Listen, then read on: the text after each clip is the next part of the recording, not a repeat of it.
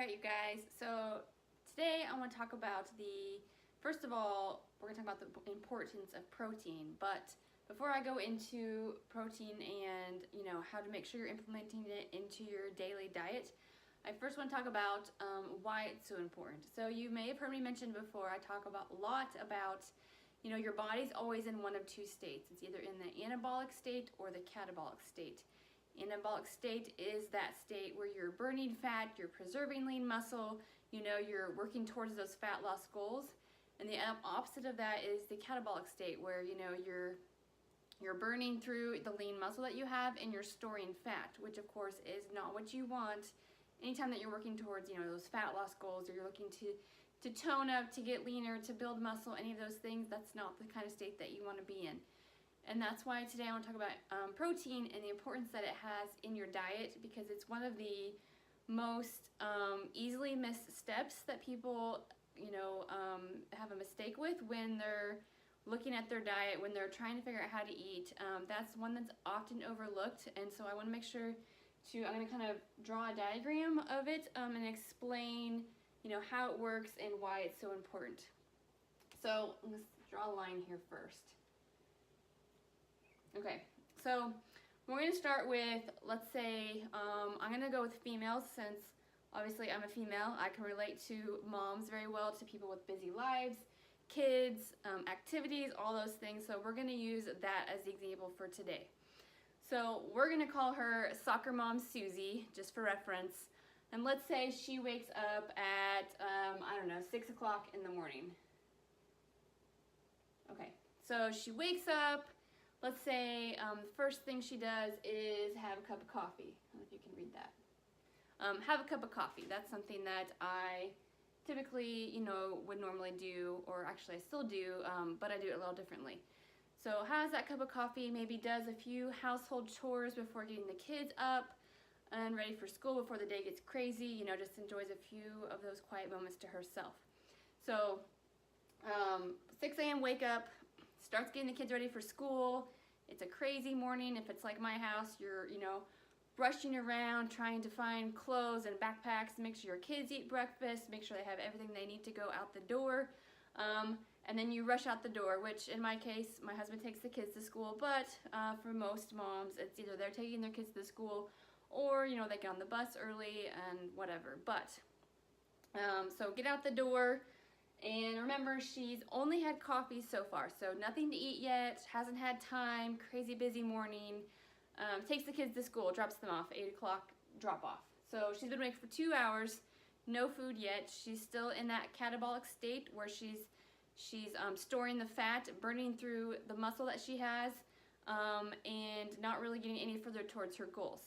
So let's say it's now, let's say she drops kids off at 8 o'clock, and then let's say 9 o'clock comes around. So 9 a.m. she, I don't know how well you can read that, but it's there. So 9 a.m. she goes and let's say she meets her friends for coffee after drop off. So she goes and gets coffee. Again, still hasn't eaten any food yet, still in that catabolic state where she's storing her fat, burning through the lean muscle. And so she gets more coffee. And if you didn't know, coffee, well, everybody knows coffee is full of caffeine, but caffeine is an appetite suppressant. So, if you're someone that typically drinks a lot of coffee, you know that it takes away from your hunger. You're not really hungry, so you don't eat.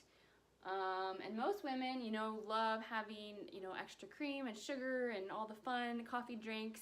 So there's a bunch of added calories to your coffee. So it's not just, a 0-calorie drink, you're adding in calories there. But again, still no food yet. No protein yet for sure at all, so still in that catabolic state.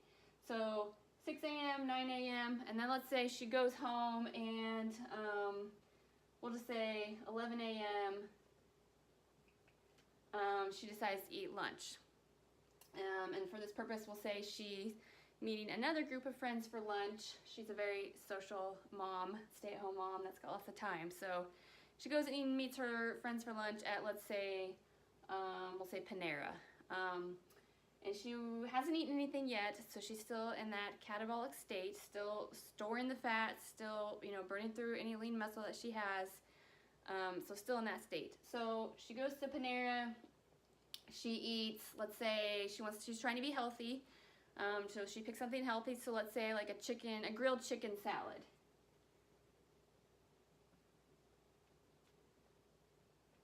Okay, so, can't spell. So grilled chicken salad for lunch. So chicken, of course, is going to be full of protein. It's going to have, 20, 25 grams of protein. She's getting the salad part of it, lots of veggies, which are all great things. So 11 a.m., she's finally eaten her first real meal of the day and her first, of course, source of protein. So what happens when you eat that protein source is it immediately puts you into the anabolic state. And when you're in the anabolic state, you are burning fat, you are preserving your lean muscle, and you're getting that much closer towards your goals. And it's very important to remember that when you're, getting that protein in, it's very essential that you're hitting it every 2 to 3 hours, because the more often you do that, the more protein that you have, the longer you're going to stay in that anabolic fat burning state. So 11 a.m. she's finally eaten her meal, which puts her in to this anabolic state, so above the line here. So she has come up here, okay? So she's in there, and eventually what's going to happen is, it's going to drop back down here. So, but for now, she's eating the protein, she's in the anabolic state, she's doing great. Okay, so 11 a.m., she has the salad, she goes and runs some errands, goes home, does a few things, and then wants to go to the gym before picking up the kids from school. So let's say 2 p.m., we'll put gym.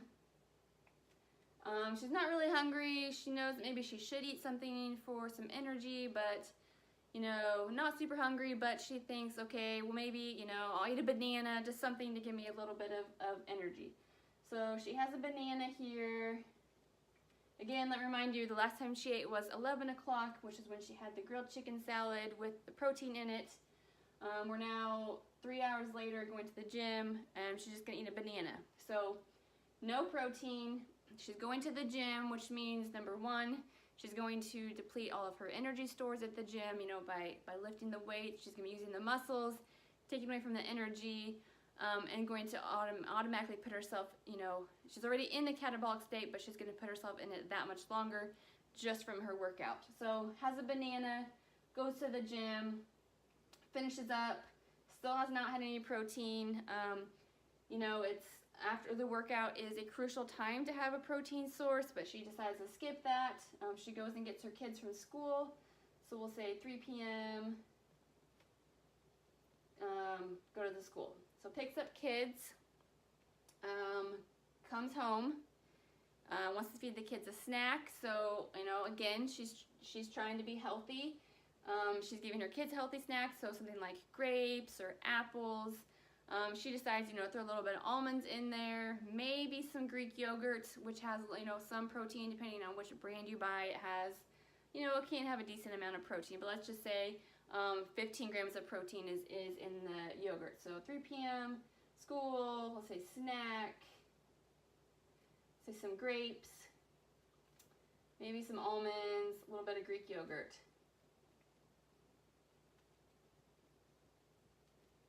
And I know my handwriting is really messy and this is small, so you probably can't see it, but it's here. So it has a little bit of that. So there's a little bit of protein in the Greek yogurt, a little bit in the almonds. So it's going to put her back into that anabolic state just a little bit, enough just to go up, and then, eventually she's going to come back down as the 2 to 3 hours go by. So let's say we're now at 6 p.m., which is supper time. Again, she was in that anabolic state for a short period of time, just with the Greek yogurt and the almonds. Not a huge jump. Again, she's trying to be healthy. She wants her family to be healthy, so she fixes a really awesome meal of fish and rice and broccoli. So 6 p.m., fish, rice, broccoli. Okay? So here, she's had that. Now she's back up into that anabolic fat burning state, up here for another 2 to 3 hours, and then it's going to come back down. So then 9 p.m. comes, And it can go either way. I know there's some women that have that bedtime snack of whether it's ice cream, chips, popcorn, cereal, crackers, whatever it might be. Or there's women who, eat at 6 o'clock p.m. and then they say, you can't eat any later than that. So they're just going to choose not to eat because they don't want to, gain weight by eating more late at night. So they, just skip the meal. So 9 p.m. comes. She goes to sleep at, let's say, between 9 to 10 p.m. and goes to sleep for the night.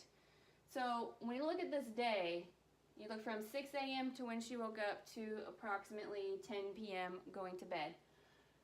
These are the only times during the day where she actually got into that anabolic state of burning fat, where she was, preserving the lean muscle. The rest of the times throughout the day, she's down here, down in this catabolic state where there's no protein, she's working out, and then of course sleeping all night for, 8 hours, 7 hours, or whatever it might be. Something that people also don't realize is that when you're sleeping, it's a major time where your body is recovering. That is like a major calorie burning time. It's when your body, needs that rest time to fully recover from the day, from your workouts, from whatever you're doing. And if you're not able to get into a true deep sleep, first of all, it can mess your recovery up. You're not recovering properly. But also, that's, 6, 7, 8 hours where you're not feeding your body, you're not getting any protein while you're sleeping, of course. So you're going to be in that catabolic state all night. And when you wake up at 6 a.m., you're automatically still in that catabolic state. So, like I said, looking through her day, you see these are the only times where she actually got into that true anabolic state, where she had some of that protein with, 11 a.m. lunch, a little bit with a 3 p.m. snack, and then 6 p.m. supper, definitely back up into there. So this is example A of what can happen when you're not getting enough protein in your diet. I want to show you the second example of what can happen when you're actually getting that protein sources in every 2 to 3 hours. So we're going to use another mom as an example. We use soccer mom Susie. We'll just use Susie for the other example. So Susie wakes up 6 a.m., same as the other one. She knows the importance of getting protein in her diet. She knows, that eating that protein every 2 to 3 hours is going to help keep her in the anabolic state where she's burning fat, storing that lean muscle, preserving it, and getting closer towards, working through her goals of fat loss. So 6 a.m. she wakes up. She's got a couple of choices. She could either, cook a couple of eggs, have some, bacon, some ham with it, some Greek yogurt, or, she has something like a protein shake. Whatever it might be, she knows that as soon as she wakes up, soon after she wakes up, she needs to have something to eat. So we'll say 6 a.m. she wakes up and, let's say she decides to have a protein shake because, she knows how crazy the morning is. She knows how rushed they are to get out the door for school. She doesn't really feel like taking time to eat, to cook anything to eat, so she just decides to go with a shake. So she has a protein shake, throws some oats in it, some oats and some almond milk, has a super fast meal in a minute, and then can focus on the kids and getting them out the door. So 6 a.m. we'll put shake and oats. So immediately she's putting her body into that anabolic state right away, okay, for 2 to 3 hours there, depending on how much protein. She could use a scoop, 1.5 scoops, something like that, just to get her into that anabolic state. So 9 a.m. comes, she goes and meets her friends for coffee too. It's been about 3 hours since she ate. So she's gonna have some coffee with her friends, but she also is going to have some Greek yogurt, like some plain Greek yogurt with a high amount of protein in it, something with like 20-25 grams. So she has Greek yogurt, maybe throw some almonds in there, something, to make it a little more flavorful with her coffee.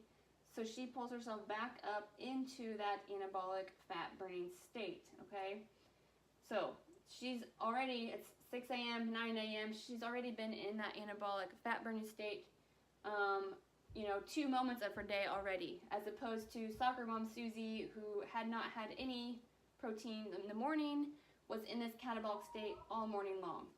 So you go to 11 a.m., she is going to meet her friends again for lunch. She's going to have the same exact lunch as soccer mom Susie.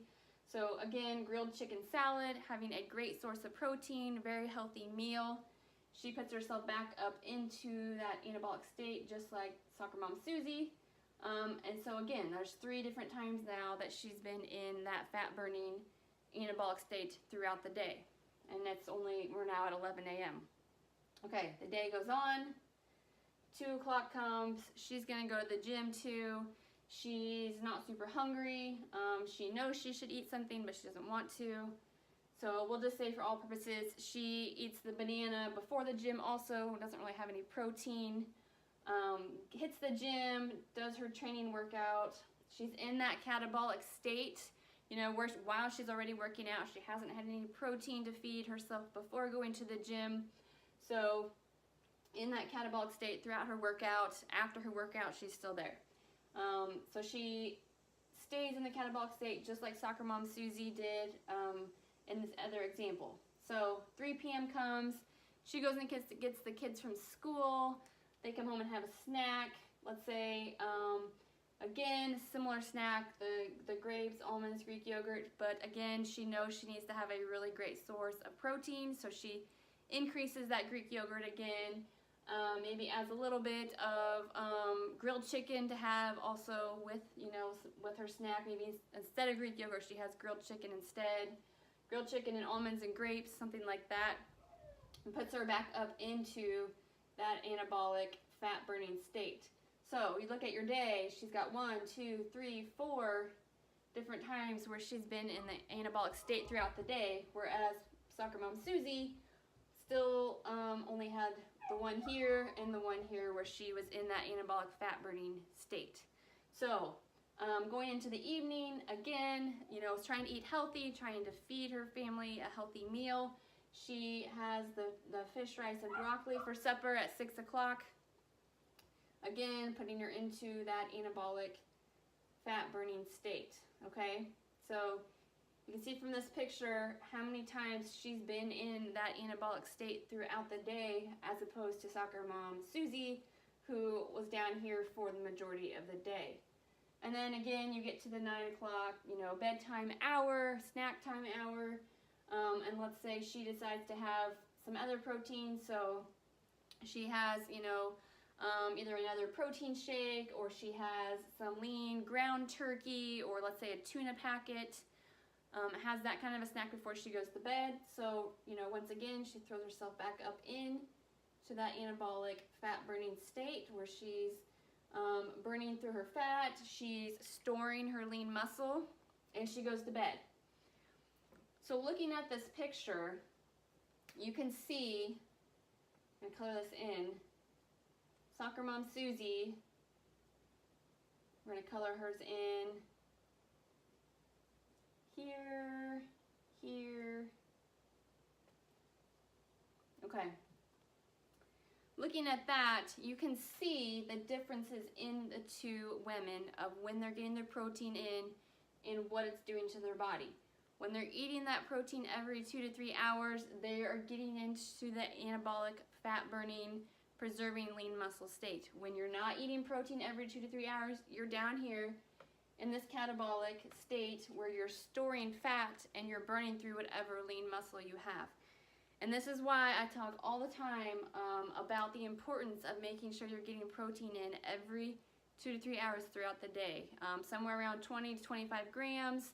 30 grams might be better, 30, 35 grams for males. Everybody's a little bit different, of course, depending on what your macros are set at. If you're tracking macros, that can vary. The biggest thing is, no matter what you're doing, is getting in that protein on those 2 to 3 hour marks. Because when you do that, you're automatically putting your body into that anabolic state of burning fat, of storing lean muscle. When you're choosing not to eat, you're having the opposite effect, where you're storing fat and you're burning through any of the muscle that you have. So when you look at a picture like this, the Soccer Mom Susie is down below, where the majority of her day she's in the catabolic state. And the other mom, Susie, is most of the day she's in the anabolic fat burning state. Which one do you think is more likely to reach their goals faster, to hit those fat loss goals, to build that lean muscle, to really get that, toned look that, most women are asked or always say they want is, to look more toned, to look more tight, to be leaner, things like that. It all comes down to your protein and what you're doing with your diet throughout the day. Now, there's lots of ways you can get that protein amount. There's lean meats, of course, chicken, ground turkey, lean beef, fish. You can do egg whites, even some eggs in there with your egg whites. Those are all, the easiest ones. Greek yogurt, things like that are whole foods. Now, ideally, that doesn't work for everybody, depending on your work schedule, your life schedule. People that, work night shifts sometimes have troubles eating regular meals. If you're on the go a lot, if you're a teacher, if, you have a type of job where it's really hard for you to go heat up a meal for, your lunch, or let's say you're on the road, you don't really have time to heat up a meal, or, you just have a really busy morning with trying to get kids out of the door on time, trying to make sure it's not complete, total chaos, and you just choose not to eat, or you go to work early, or you just have a super busy day, or you're running errands. I mean, we all have reasons where, we can't always sit down and eat an actual meal. Eat, 4 ounces of chicken every single meal. It also gets tiring to eat that much food, for every single meal. So that's where, ideally the idea of something like a protein shake comes into play, because protein shakes are super easy to consume. It takes, 30 seconds, a minute, whatever it is, to make it or to drink it, and you're, good to go. You can have it in the car, or you can have it on, a break in between classes if you're a teacher, if you're someone that, can't get away to go eat, if you're, working, at a reception desk or a nurse's desk or whatever it might be. A protein shake is the simplest way to make sure you're getting your protein in those every 2 to 3 hours. And that's why, you guys have seen me talk about level 1 protein shakes that I use, the level 1 shakes from First Form. And I love them, first of all, because they taste amazing, but second of all, because they are low temperature processed, meaning they have not been exposed to high heat and high chemicals. So they're not going to hurt your stomach. They're not going to make you bloat. You're going to get, as pure to the protein source as you possibly can, because it has not been stripped away from being cooked under high heat. So if you've ever tried other proteins before, and I know a couple of you have mentioned that to me before, they're chalky, they're clumpy, they don't mix well, they make your stomach hurt, they give you the protein farts. I mean, I've heard it all. And that's because most proteins, when they're processed, they cook it under a very high temperature, meaning it strips away all the chemicals, it denatures the source of the protein, and it makes it very hard for your body to break down. So when you're looking at a protein, a protein powder, something to look for is making sure that it is low temperature processed, that it's been cross-filtrated. Things like that are important indicators to look for on your protein jugs. So going back to the diagram that you probably can't read very well, this is just something I want to make sure that I pointed out, because I know that you've heard me talk before about the anabolic versus catabolic state. I thought this is a really great way to show kind of a picture of what it can do, within the anabolic state versus catabolic state. So if you've got any questions on that, please feel free to ask me. I love talking about nutrition and the body. I always want to make sure that I'm educating people, help people understand why, why protein is so important in reaching your goals, why, some supplements make things easier for your life to help you reach those goals. So if you've got any questions, please feel free to ask me. And I hope that this was a good explanation for you and it all made sense.